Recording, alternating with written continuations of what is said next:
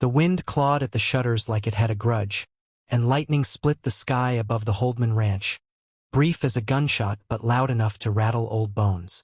Jack Holdman stood frozen in the hallway, revolver half raised, heart pounding like war drums. Then came the knock. Not a knock. A hammering, wild and frantic, like someone was running from the grave. He flung open the door. Rain poured in sideways, and in the doorway stood 10 Apache women, soaked to the skin, eyes wide with fear and fury. They didn't say a word. Behind them, faint at first but growing louder, came the sound of hoofbeats. Many, fast, closing in. Jack didn't know who these women were or what they'd brought with them. But he knew one thing. The war he tried to outlive had just landed on his porch, and it wasn't asking permission. For 5 years, Jack Holdman lived like a ghost in the northern hills of New Mexico. He didn't ride into town, didn't write letters, didn't take the trails that curved south toward memory. The world had ended for him on a dry July night when his house burned with his wife and little boy inside. After that, he didn't bury the past, he built walls around it. Walls of stone, wood, and silence. The ranch was a mile from the nearest cattle track, tucked between jagged ridgelines and dry riverbeds. No one came there by accident, and if they came on purpose, they rarely returned. Jack built the place himself, with calloused hands and whiskey breath. He cut logs, laid stone, and sealed every creaking board like he was building a fortress. Not a home. The only things that stayed were 2 dogs and 3 horses, all with names tied to the past. Clara, Little Ben, and the old mare he never renamed after his wife died. He didn't speak, not really, not to people. His voice, when it came, was low and hoarse, reserved for giving orders to the dogs or cursing at the sky. Meals were simple: beans, jerky, black coffee. Sleep came with the sun and left with the wind. Every day blurred into the next, and that's just how Jack wanted it. Quiet was safer than questions. Stillness didn't betray you. He kept a single photograph on the mantel, burnt at the edges, the faces nearly faded. His wife, her hair pinned back, smiling small. The boy on her hip, squinting at the sun. That photo had survived the fire somehow, but Jack didn't think it was luck. He figured it was punishment, a reminder. Sometimes he'd wake in the middle of the night and walk the property line, rifle in hand, as if the past could crawl back through the sagebrush. Other times he'd sit in the dark with the photo in his lap, listening to the wind slide over the hills like a forgotten hymn. He never cried. Not once. The fire had taken that too. Jack had once worked for the railroad, back when his hands were still soft and the dreams still mattered. He'd driven spikes, scouted paths, even laid dynamite to clear the canyon walls. He'd seen the West rise up and bleed under steel.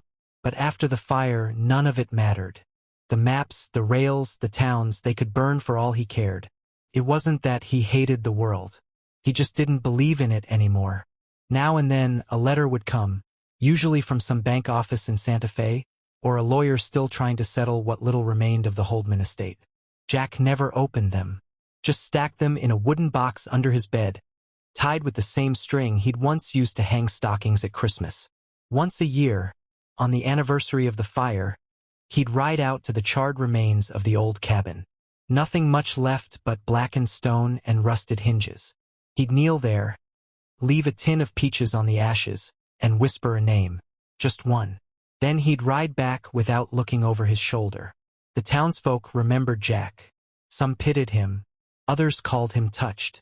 They said he was once a good man. A father, a husband, the kind of fellow who'd mend fences for free and show up to barn raisings with both hands full.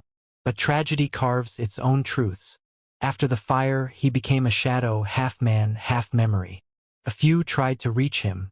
A pastor once rode up the hill, Bible in his saddlebag and mercy in his voice.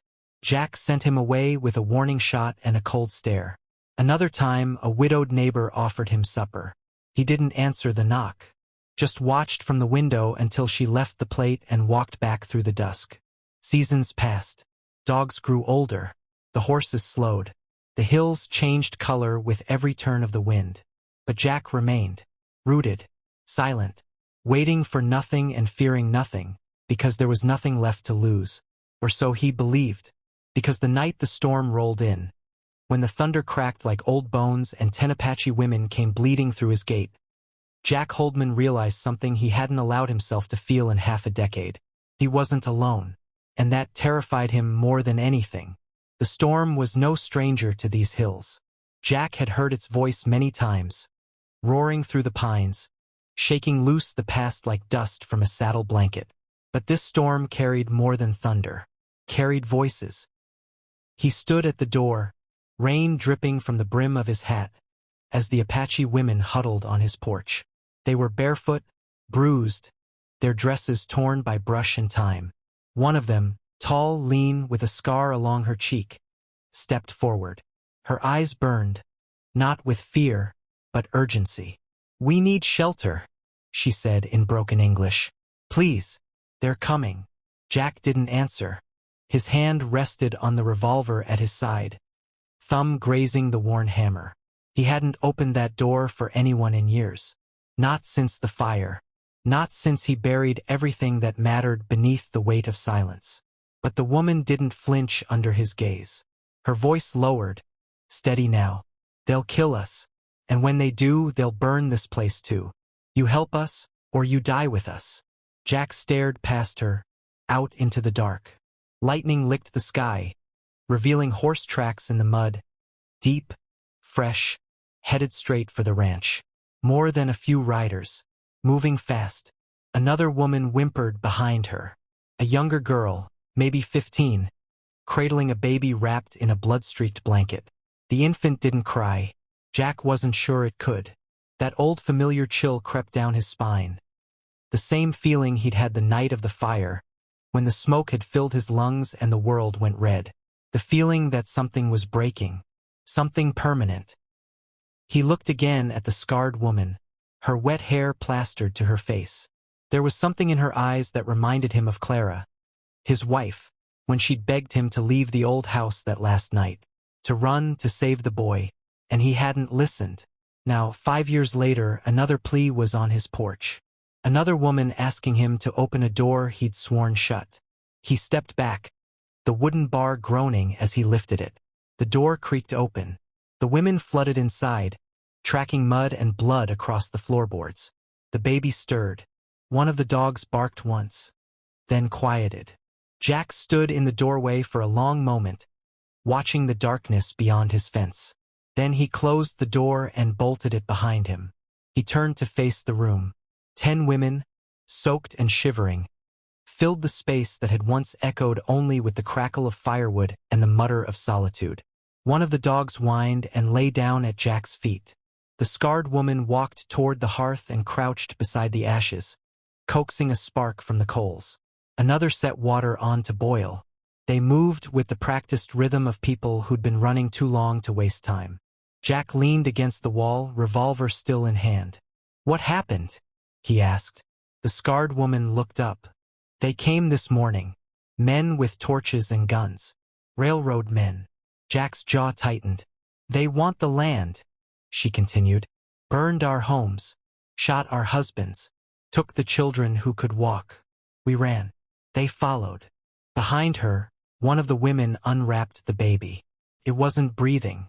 The scarred woman noticed too. She went to her knees, murmuring in her native tongue, rocking the tiny body as tears traced through the dirt on her cheeks. Jack looked away. The woman who had been silent until now finally spoke. "You know this fight." Jack turned sharply. "I've seen you before," she said. "At the pass 5 winters ago.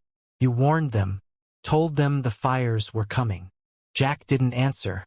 "We remember." The room was quiet now, save for the hiss of the boiling pot and the soft cries of the grieving mother. Outside, thunder rolled again. Then, in the distance, faint but certain, the sound of hooves. Many, surrounding. Jack moved to the window. Lanterns bobbed through the rain, casting long shadows across the ridge. Riders, at least a dozen, armed, methodical. He stepped away from the glass.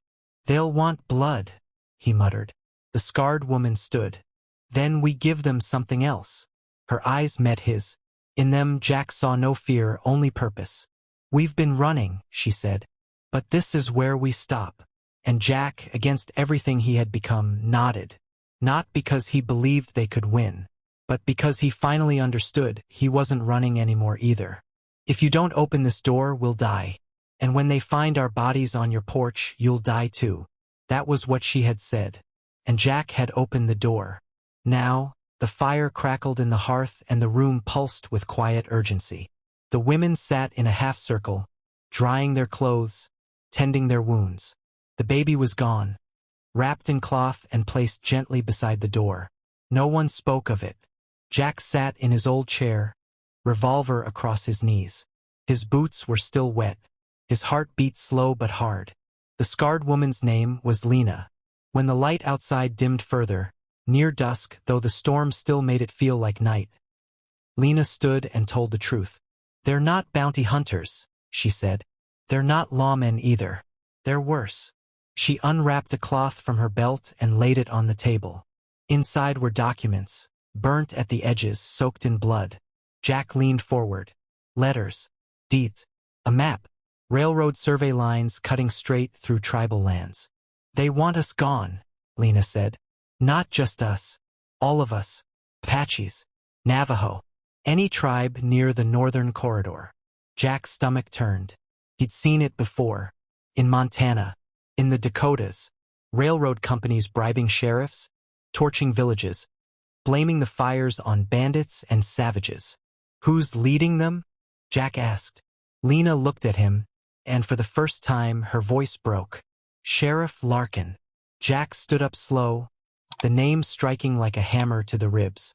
Larkin had been a friend once, before everything. "He came to our camp last winter," Lena said, smiling, offering supplies, papers, said the land would stay with us, said we were safe. Jack laughed bitterly. "They always say that." "We believed him," Lena said. "My brother signed the deed. My father trusted the badge." She stepped to the fire, pulled up her sleeve.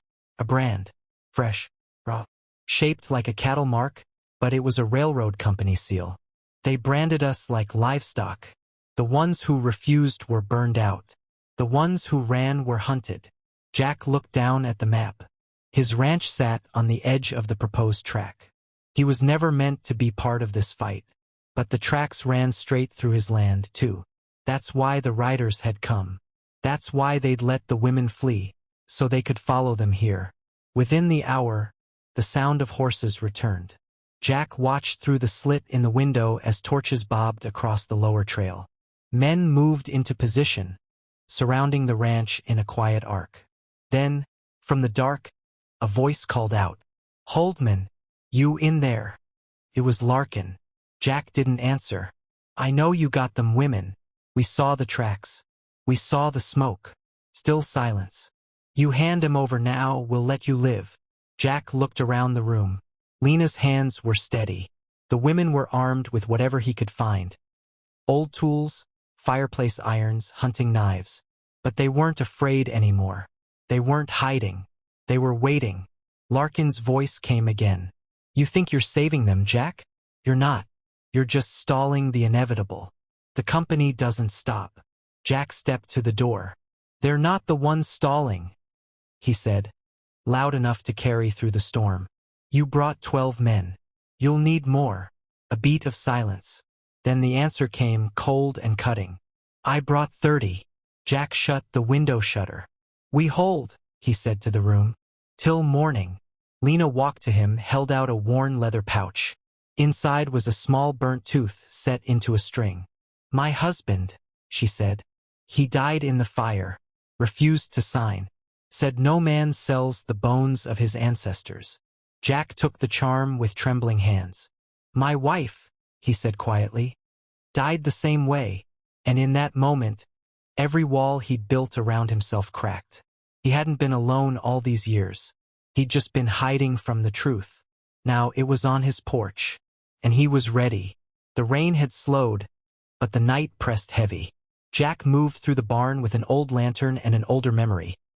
Back in his railroad days, he'd handled dynamite, blasting through mountains and carving paths for steel. He still had some of it, stashed in a locked crate beneath the hay. Not much, but enough. He pulled it out, checked the sticks. Dry. Safe enough. With a map in his head and revenge building in his chest, he walked to the shed and lit a lantern. Lena followed. "There's a dam," he said, laying out the old survey map across a feed barrel. "About a mile north. If we blow it, we flood the valley. Take out every horse, every man." Lena studied the map. "But there's a child," Jack said. "I saw her when I scouted the ridge. She's with them." Lena's eyes hardened. "They use her like a shield." Jack nodded. He stared at the dynamite. "I've lost enough souls," he said. "Not willing to lose hers too. So what do we do?" Jack leaned over the map. "We fight smart. Set traps. Use the terrain. Buy time. Hold them till the sun." Lena nodded. "They won't expect that." By midnight, the plan was set. The barn was rigged to collapse. The back fence line had snares laid with barbed wire and fishhooks. Jack dug up the rusty bear traps from the root cellar and positioned them in the brush. He'd used them once to keep wolves off his livestock. Now they'd keep men off his house. The women worked fast, in silence. Lena assigned roles. 2 would cover the east ridge with rifles. Another 2 set alarms using tin cans and fishing line. They moved like a unit. Not just survivors, but warriors who'd lost too much to run again. Jack watched them and felt something stir in him he thought was long dead. Purpose. By the time the moon cleared the clouds, the ranch was a fortress. And then the attack began. It started with a flare shot high over the barn.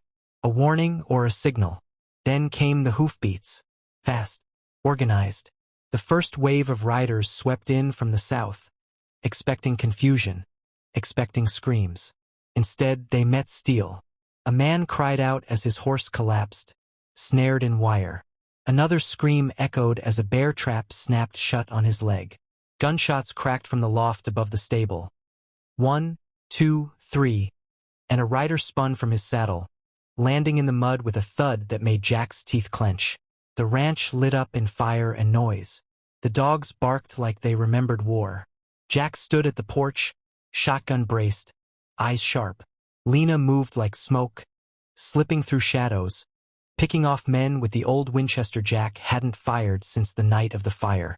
Then came the sheriff. Larkin rode in from the north trail with 5 men, shooting blind toward the windows. He barked orders, demanded surrender.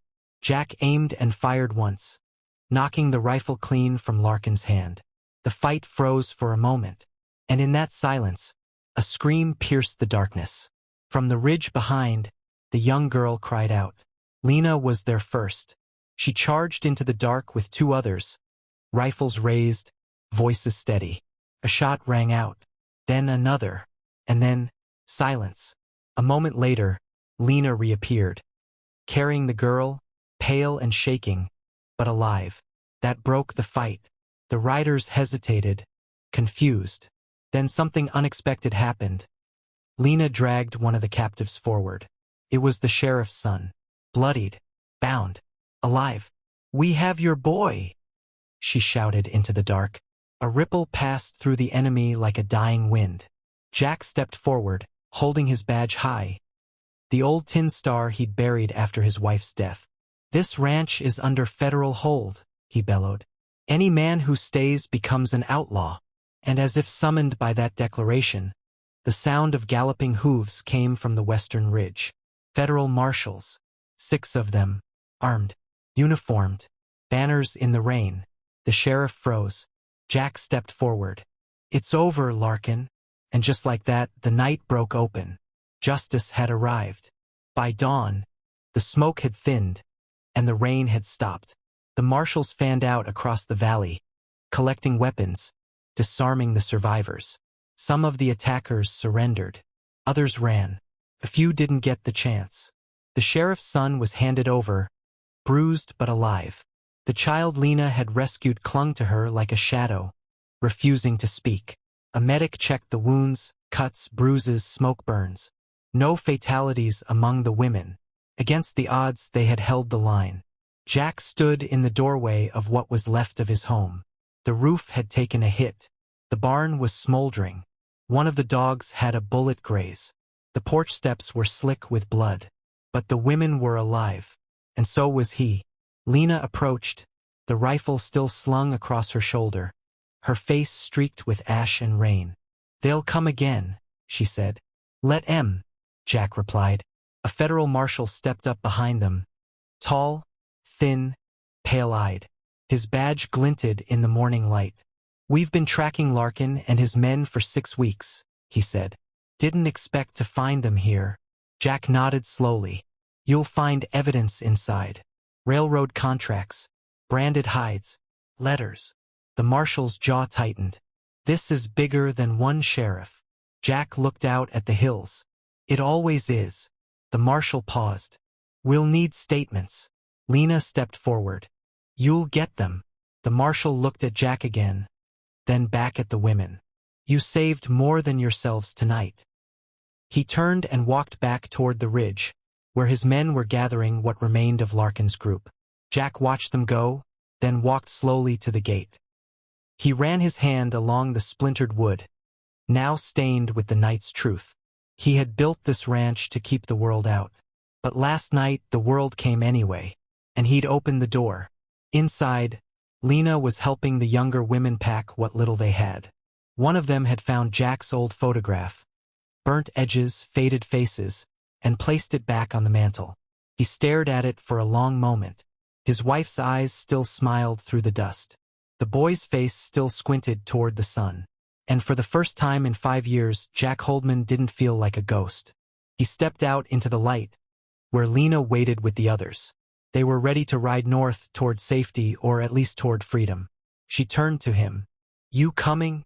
Jack looked back once at the smoking roof, the empty corral, the old well. Then he looked forward, toward the hills. "No," he said, "but I ain't staying either." She nodded as if she already knew. The horses were saddled. The wind had shifted. Something new waited beyond the ridge. Jack pulled on his coat, holstered his revolver, and walked down the broken porch steps, not as a man hiding from the past, but as one finally ready to face it. Jack stood alone in the barn, lantern light flickering over old tools and dust-covered crates. Rain tapped the tin roof like nervous fingers. The storm had softened, but the weight in his chest hadn't. He knelt and pulled aside a loose board, revealing a long-forgotten metal box. Inside, dynamite, 3 full sticks, wrapped in oiled cloth, a memory from his days laying track through the Rockies. Enough to end a dozen men. Enough to flood the valley if he aimed right.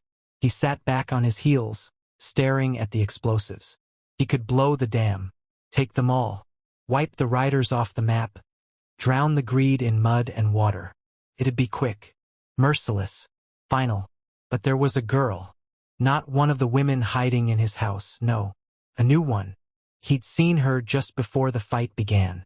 Maybe 12 years old, riding with the men, wrapped in a blue shawl too clean for outlaws. Her eyes had locked with his for only a second, but it was enough. She wasn't one of them. She was something else. A hostage? A bait? He didn't know. All he knew was, if he blew the dam, she'd die too. He put the dynamite back and closed the crate. "Not like this," he muttered. "Not again." By the time he stepped outside, the wind had stilled. The women were gathered by the hearth, Lena giving orders in a calm, clipped tone. They looked at him when he entered, dirty, armed, waiting. "We have one shot," he said. "Not to kill them, to outsmart them." Lena raised an eyebrow. "You're changing the plan?" "I'm changing who I am." He laid out the new strategy. No dam, no flood. Instead, traps, ambushes, false signals. A chess game in the dark. He knew every corner of this land. Every dip, every tree that bent with the wind, every stretch of fence that could be turned into a killing ground. He'd use it all. "We set fires to blind their horses. Dig pits behind the corral. I've got wire and bells. They think we'll run. We don't." "They'll come hard," one of the women said.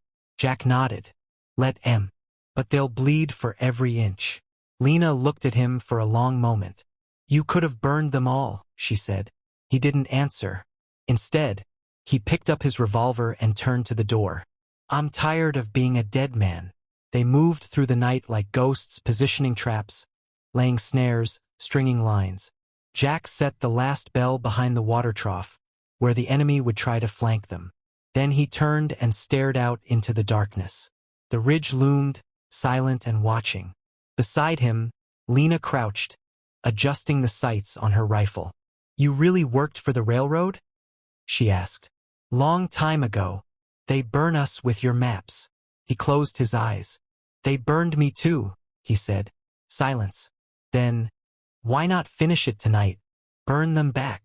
He opened his eyes. "Because there's a child. And I remember what it's like to be one." The sky shifted. The first hint of dawn, pale behind the storm clouds. Somewhere out there, men were saddling horses, loading guns, drinking coffee and spitting lies, preparing for another sweep. "They're coming," Lena said. Jack adjusted his belt. "Then we're ready." And with that, they took their places. No more running, no more hiding, just war on their terms. Dawn broke slow and gray, bleeding across the hills like the first cut of a blade. The rain had stopped, but mist hung low, curling around the fence posts and broken corral like breath from something waiting to strike. Jack stood at the edge of the porch, rifle resting in the crook of his arm, boots planted solid in the mud. He'd never felt so clear. From the ridgeline came movement, slow at first, then faster. Dozens of men on horseback fanned out across the valley. Long coats, carbines, the cold eyes of killers. Larkin was at the front, mouth set hard, hand never far from his gun. Behind them rode mercenaries, company men, faces rough with pay and whiskey. Some wore sheriff stars. Most didn't bother. "They're splitting up," Lena called from the loft, "trying to flank the fence." "Let 'em," Jack said. The traps hit first. A horse screamed and toppled. A rider tumbled into a pit lined with sharpened stakes.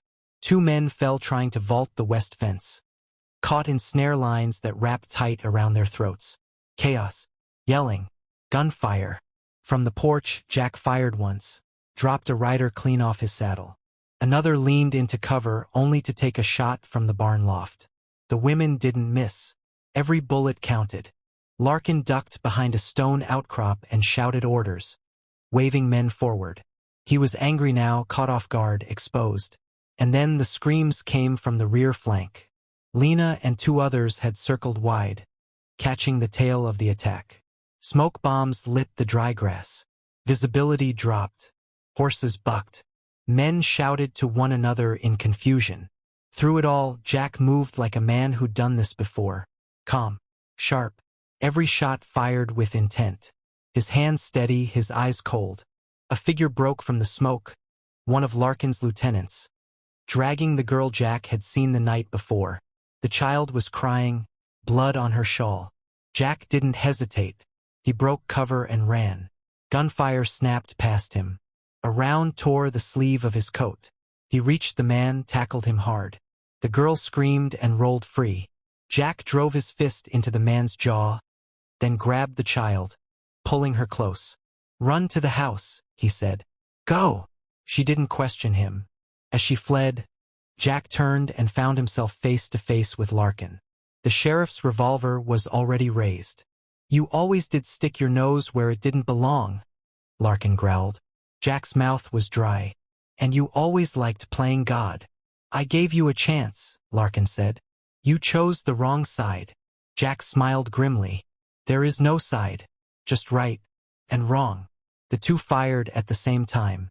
Larkin's shot grazed Jack's ribs, hot fire tearing through flesh. Jack's bullet hit the sheriff square in the chest. Larkin dropped, eyes wide, shock overtaking rage. He hit the mud and didn't move again. But it wasn't over. A horn sounded from the south. Men looked up. Riders, fresh ones, came over the ridge. Federal marshals, armed, badged, riding hard. They fanned out with practiced formation, barking orders, disarming attackers, cuffing survivors. One of the women from Jack's group raised her arms and shouted in Apache, pointing to the prisoners. The marshals understood enough. Lena found Jack by the porch. His shirt was soaked in blood. "You all right?" she asked. He winced but nodded. "They're done," she said. "All of them." One of the marshals approached. "We've been following Larkin and this crew since Santa Fe," he said. "Didn't expect to find a damn war waiting." Jack looked around. The ranch was in ruins. Smoke drifted from the barn. The fences were broken, but the women stood tall, alive, whole, and justice at last had arrived. The marshal turned to Lena. "We'll need testimony." "You'll get it," she said. He looked at Jack. "And you?" Jack met his eyes. "I've already given mine." And as the marshals began to round up what was left of the enemy, Jack Holdman leaned on his rifle, watching the storm finally pass. The sky was clean now, washed by blood and rain, empty of thunder. Smoke curled from the barn's remains, and the last of the fire crackled quietly where the old fence had collapsed. Jack stood at the doorless frame of his cabin, shotgun resting against the wall, his coat torn and stained. Around him the ranch lay in pieces, but he was still standing. Inside, the women moved quietly, tending to wounds, wrapping bruised wrists, making tea from dried leaves Jack had forgotten he even had. Lena moved among them like a general and a sister all at once. Steady, silent, resolute. The child Jack had saved curled up near the fire, her small hands clutching a piece of cloth that had once been a curtain. She hadn't spoken since dawn, but her eyes followed Jack everywhere he went. He'd seen that look before. The marshals had set up a temporary post in the old shed. They sorted papers, took statements, wrote names down with slow pens and heavy brows. Most of the attackers had surrendered. A few had died. One had begged Jack for mercy before the bullet struck. Jack hadn't flinched. No one mentioned the dynamite again. It still sat in the crate, untouched, back under the barn floorboards. A ghost of the man Jack could have become. By noon, Lena stepped onto the porch beside him. "They'll ride north tonight," she said. "The marshals too. What's left of us." "We'll move." Jack nodded. "This place isn't safe anymore," she said. "Not for any of us." "No," he agreed. "But it was never meant to be." She looked out at the hills, then back at him. "You could come." Jack shook his head. "This land's done with me." He took off his hat, ran a hand through damp hair. "I buried too much here." They stood in silence for a while. The child inside coughed once. A bird called from the ridge. First sound of life that wasn't from a rifle in what felt like forever. "Then where will you go?" Lena asked. Jack looked west, toward the horizon, where the sun had begun to burn through the storm's remains. "Someplace that still needs builders," he said. "And defenders." He looked at her then, for a long moment. "You showed me that." Lena didn't smile, but her eyes softened. "You reminded me," Jack said, voice low, rough, honest, "what life is for." Lena nodded, then turned back toward the women.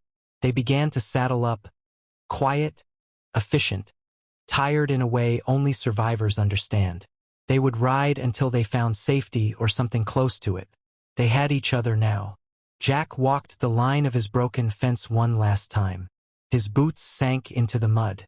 The blood had dried. He bent, picked up a piece of wood, a sign once nailed to the gate. It had said Holdman Ranch. Now the letters were scorched, the edges charred. He dropped it into the ash heap. He didn't need a name here anymore. He saddled his old mare, gave a whistle for the dogs. Only one came. The other had bled out before dawn. He didn't say goodbye. Didn't need to. Lena raised her hand once as he rode past. And just like that, he left the ranch behind, what was left of it, and disappeared into the hills under a sky finally free of smoke. He wasn't hiding anymore. He was alive again. The horses waited at the ridge, mist curling at their hooves. Lena turned in the saddle, watching Jack as he paused by the trail. "Where will you go?" she asked. Jack looked west. The land stretched endless and red, the sky bruised with mourning. Someplace that still needs builders and defenders. He adjusted the brim of his hat. "Sometimes," he said, voice quiet, "to start living again, You have to open the door to those who remind you what life is for. Lena nodded. No more words needed. As Jack rode off alone, the wind stirred the ashes of the burned-out porch behind him. And in those hills, beneath a blood-colored sky, a new legend took root. Not of the man who lost everything, but of the one who finally said, "Enough."